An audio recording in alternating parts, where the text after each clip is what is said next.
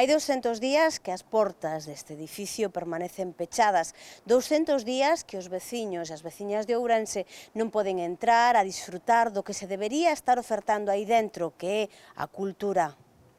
Foi unha decisión do propio alcalde o que levou a pechar estas portas amparado na pandemia, pero o certo é que a estas alturas Ourense é a única cidade galega co seu auditorio pechado e sen programación cultural. Para o Bloque Nacionalista Galego é inconcebível que levemos 200 días sin programación cultural no auditorio, un auditorio feito cos cartos de todos e todas as ourensáns e un auditorio que leva 200 días pechado ás artes escénicas. A verdade é que parece que o actual alcalde, Gonzalo Pérez Jácome, atopou na pandemia a excusa perfecta non só para desmantelar o auditorio e mantelo pechado ás artes escénicas, sino para desmantelar todo o tecido cultural, un tecido cultural que dende sempre tivo tradición en Ourense e que sempre aportou beneficios, porque é positivo para a hostelería, é positivo para o comercio ter actividade cultural. A verdade é que parece que estamos a vivir nunha cidade zombi, sin ningunha outra alternativa no eido cultural.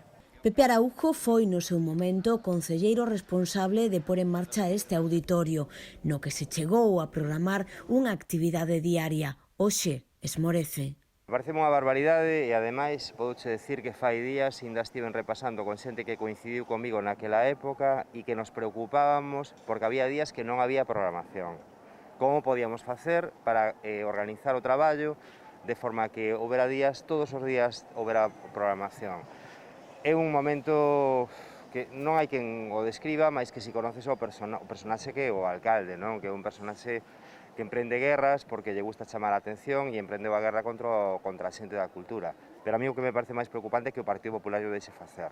Eu onte preguntaballe no pleno a que ven ou que aportan vostedes no goberno municipal. Cal é a capacidade que teñen vostedes para mudar as cousas nesta cidade para que todo o que está mal se poña ben, todo o que foi destrozando o alcalde, que a axuda de vostedes se poda volver a colocar no seu sitio. Para a oposición, isto responde á teima do alcalde por acabar coa cultura. Todo enmárcase na concepción que ten o alcalde da cultura, que é unha concepción que todo o mundo sabe que é aversiva hacia a cultura. Veño de saber fai nada que precisamente o Cineclube Padre Feijóo, que na Praza da República todos os anos fai proxeccións gratuitas de cinema.